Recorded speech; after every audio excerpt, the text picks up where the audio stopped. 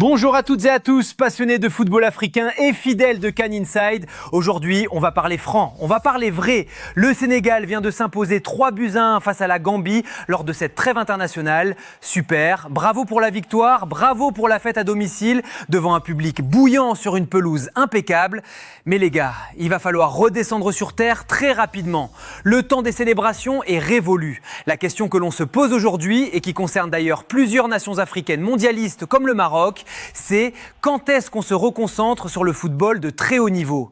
Parce que soyons honnêtes, quand on analyse le contenu de ce match, particulièrement la première mi-temps des Lions de la Teranga, l'heure n'est pas à l'optimisme béat.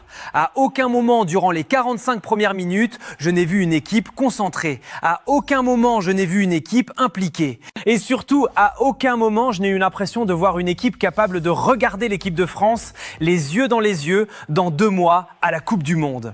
Il est là le vrai problème. Gagner 3-1 contre la Gambie, c'est le strict minimum syndical pour le champion d'Afrique 2021. Mais le contenu, lui, est inacceptable pour une équipe qui prétend rivaliser avec le Gotha mondial. Je vous entends déjà me dire « Oui, mais c'était une équipe remaniée, c'était une équipe B ».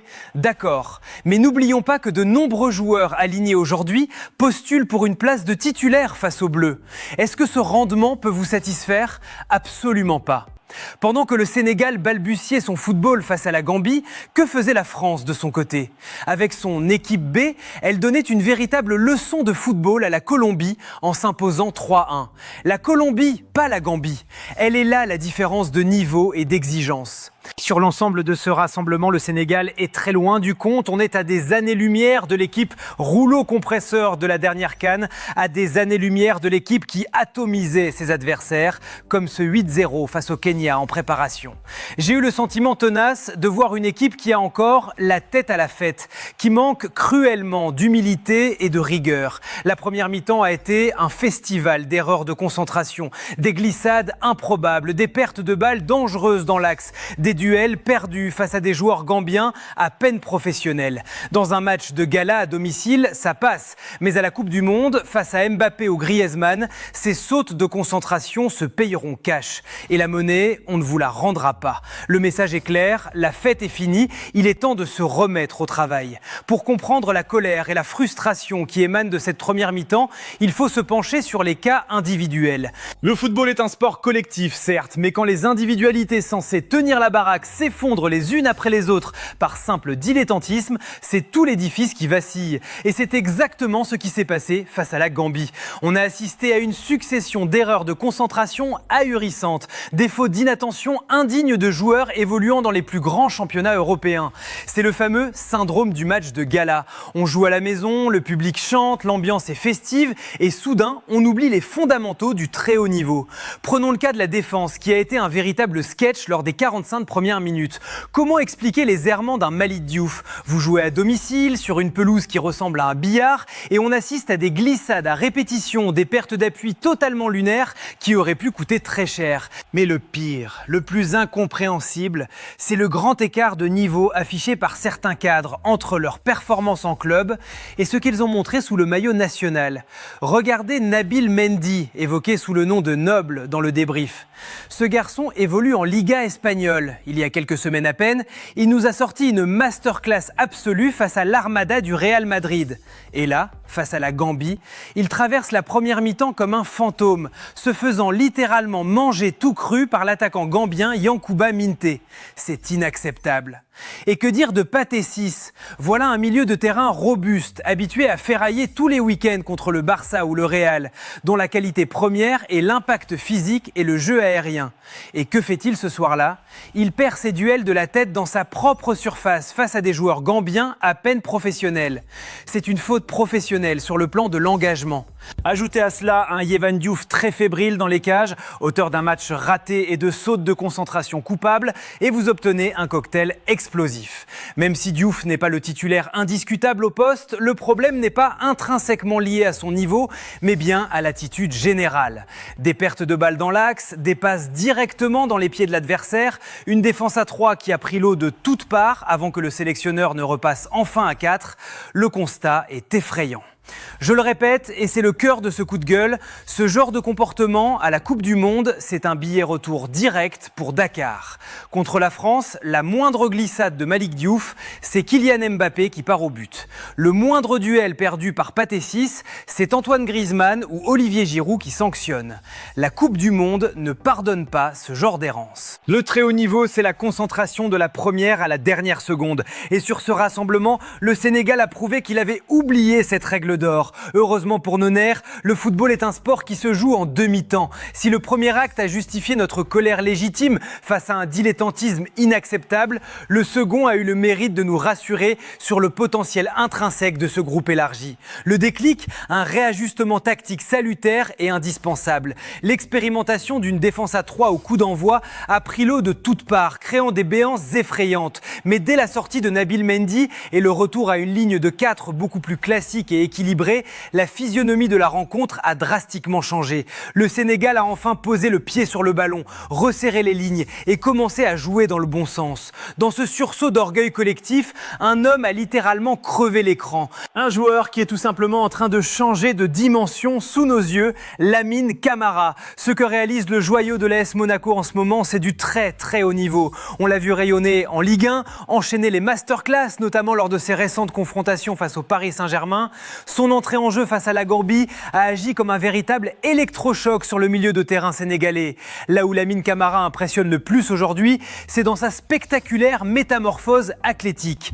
Par le passé, on pouvait parfois pointer du doigt un léger manque de puissance dans l'impact. Ce temps-là est révolu. Regardez ce duel physique remporté avec une autorité bluffante face au roc défensif gambien pour s'ouvrir le chemin du but. Regardez surtout l'action magistrale du troisième but sénégalais dont il est l'alpha et l'oméga. C'est lui qui vient mordre dans le ballon à la récupération. C'est lui qui initie le superbe jeu en triangle. C'est lui qui sent l'espace pour faire cet appel tranchant dans la surface. Et c'est lui qui conclut. Intelligence de jeu, coffre physique, finition. Le gamin prend l'envergure d'un patron. Cette seconde période a également été le théâtre d'une belle résurrection. Le retour aux affaires de Bamba Dieng. Voilà un attaquant qui n'avait plus goûté aux joies de la sélection depuis une éternité. On pouvait légitimement craindre un manque de repères ou une appréhension. Que nenni, dès ses premières foulées sur l'un de ses tout premiers ballons touchés, il vient arracher le cuir dans les pieds adverses et crée instantanément une situation de but net pour son équipe. Se mettre au diapason avec une telle fulgurance après une si longue absence prouve que le garçon a faim. Il a la dalle et cette détermination est exactement l'état d'esprit qu'il faut insuffler à l'ensemble du groupe. Enfin, il faut saluer la résilience de certains joueurs qui avaient sombré en première mi-temps. Le meilleur exemple reste Malick Diouf, coupable d'erreurs de concentration et de glissades embarrassantes lors des 45 premières minutes. Il a su remettre la tête à l'endroit. Auteur d'une passe décisive lumineuse sur corner, il s'est transformé en véritable rampe de lancement lors du second acte, multipliant les passes claquées en profondeur et les centres menaçants. Ce réveil soudain illustre le paradoxe sénégalais. Quand cette équipe B décide de s'y mettre, elle est largement capable de planter 3 buts et de dominer son sujet. Mais c'est précisément ce constat qui rend le manque d'implication de la première mi-temps aussi exaspérant. Si la défense a suscité une indignation légitime et que le milieu s'est transfiguré en seconde période sous l'impulsion de Lamine Camara, que retenir de l'animation offensive globale des Lions de la Teranga ? Le bilan est, là encore, paradoxal. Sur l'ensemble des 90 minutes, le Sénégal a produit du jeu. Les intentions étaient là, les situations chaudes se sont multipliées et l'équipe a affiché une véritable volonté de créer des décalages. Mais cette fluidité apparente a été systématiquement sabotée par 2 mots profonds qui gangrènent encore trop souvent cette équipe. Un manque criant de réalisme devant le but et, pire encore, un individualisme exaspérant. Commençons par les points positifs, car il y en a. L'une des belles satisfactions de cette rencontre est venue des pieds d'un joueur qui manque pourtant cruellement de temps de jeu en sélection. Hassan Diao ou Haruna Sangante, selon l'interprétation du débriefeur. Titularisé pour l'occasion, il a livré une prestation pleine de promesses, marquée par une intelligence de jeu rafraîchissante, même s'il a manqué de réussite à la finition, voyant notamment l'une de ses frappes s'écraser sur le poteau. Son apport dans la construction a été précieux. On l'a vu multiplier les remises intelligentes à une touche de balle, chercher constamment le fameux troisième homme pour accélérer le jeu et orienter ses partenaires dans la verticalité. Cette capacité à jouer face au jeu et à fluidifier les offensives est un atout indéniable, même s'il a parfois pêché par gourmandise en conservant trop le ballon sur une action limpide où Iliman Ndiaye ou Shérif avaient fait un appel parfait en profondeur. Mais ces belles promesses collectives ont été balayées par des comportements individuels intolérables au très haut niveau. L'illustration la plus affligeante de ce manque de lucidité et de concentration a été offerte par Ismaïla Sarr. Une fois de plus, l'ailier sénégalais a fait étalage de son incapacité chronique à concrétiser ses occasions, s'enfermant dans des choix douteux et des ratés incompréhensibles. Mais le summum de l'exaspération a été atteint en toute fin de match. Sur une situation de but évidente, Sarr et l'un de ses coéquipiers se sont littéralement marchés sur les pieds, se gênant mutuellement au point de gâcher une occasion en or massif. C'est là que le fameux syndrome du match de gala refait surface de la pire des manières. Dans une ambiance festive face à la Gambie, certains joueurs ont visiblement privilégié la quête de la gloire personnelle au détriment de l'efficacité collective. Les deux veulent briller, faire le show pour le public. On peut comprendre, tente de temporiser le débriefeur. Mais on ne peut pas l'accepter, surtout pas à 2 mois d'une Coupe du Monde. Ce genre de comportement égoïste, cette volonté de s'accaparer la lumière au mépris du sens du jeu, c'est ce qui différencie une bonne équipe d'une équipe championne du monde. Imaginez une seule seconde cette même action en demi-finale de Coupe du Monde contre l'équipe de France. Vous avez une balle de match dans les arrêts de jeu et vos 2 attaquants se marchent dessus pour savoir qui va tirer. C'est impardonnable. Ce manque cruel de gestion émotionnelle et de réalisme clinique est un poison lent. Le Sénégal a des talents offensifs indéniables. Il se crée des occasions. Mais tant que cette équipe n'aura pas cultivé un instinct de tueur implacable et un altruisme absolu dans la zone de vérité, elle restera à la merci de la moindre erreur défensive. La leçon de réalisme donnée par la France face à la Colombie avec son équipe B doit résonner comme un avertissement sans frais. Pour conclure ce grand débrief aux allures de coup de gueule, il faut tout de même savoir faire la part des choses et reconnaître le potentiel de cette équipe du Sénégal. Car oui, malgré toutes les critiques légitimes que nous venons de formuler sur l'attitude, les errances défensives et l'égoïsme de certains, le tableau d'affichage indique tout de même une victoire 3-1. Et comme l'a très justement souligné notre analyste, être capable de mettre 3 buts avec une équipe B, ce n'est pas forcément donné à tout le monde. Ce succès prouve que le réservoir de talent sénégalais est immense. Quand cette équipe décide de brancher la prise et de se mettre dans le bon sens de la marche, comme ce fut le cas lors du second acte sous l'impulsion d'un Lamine Camara stratosphérique ou d'un Bamba Dieng mort de faim, elle peut faire très très mal. Mais le nœud du problème, le cœur de notre exigence ce soir, c'est l'étalonnage. Si le Sénégal veut marquer l'histoire, il ne doit plus se satisfaire de dominer la Gambie dans un match de gala à domicile. L'enjeu, le vrai, l'unique, notre commentateur l'a hurlé haut et fort. L'enjeu là pour moi, c'est vraiment de voir le Sénégal battre la France à la Coupe du Monde. Je vous le dis clairement les gars. C'est ça la véritable finalité de tout ce processus. Les Lions de la Teranga vont croiser la route des vice-champions du monde en titre, la nation de Kylian Mbappé, une équipe qui même avec ses remplaçants vient de donner une leçon de football à la Colombie 3-1. Face à un tel Everest, l'à peu près est interdit. Il reste 2 mois avant le grand frisson nord-américain.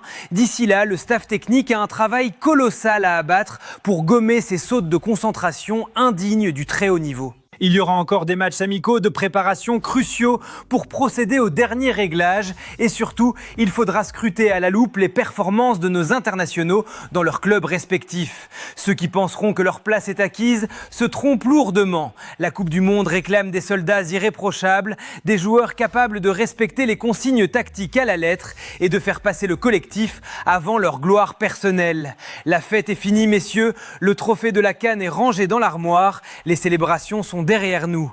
Place au travail, place à la rigueur, place à l'ambition mondiale. Le potentiel est là, les talents individuels sont exceptionnels, mais seul un état d'esprit commando permettra de réaliser l'exploit ultime face aux Bleus. Et vous, chers passionnés et supporters des Lions de la Teranga, quel est votre avis tranché sur la question ? Au vu de ce rassemblement, considérez-vous que le Sénégal est aujourd'hui capable de battre l'équipe de France à la Coupe du Monde ? Lamine Camara doit-il être un titulaire indiscutable indiscutable dans l'entrejeu sénégalais pour le mondial. Êtes-vous inquiet par les erreurs de concentration de la défense? Pathé Ciss, Malick Diouf, Nabil Mendy. Le débat est ouvert. On se retrouve ce soir à partir de 23h30 en direct sur Twitch pour prolonger cette discussion explosive. D'ici là, faites exploser la barre les likes si vous partagez ce coup de gueule. Bombardez l'espace commentaire avec vos arguments et abonnez-vous à Can Inside pour suivre la préparation de nos nations africaines vers le mondial. Prenez soin de vous et que vive le football africain.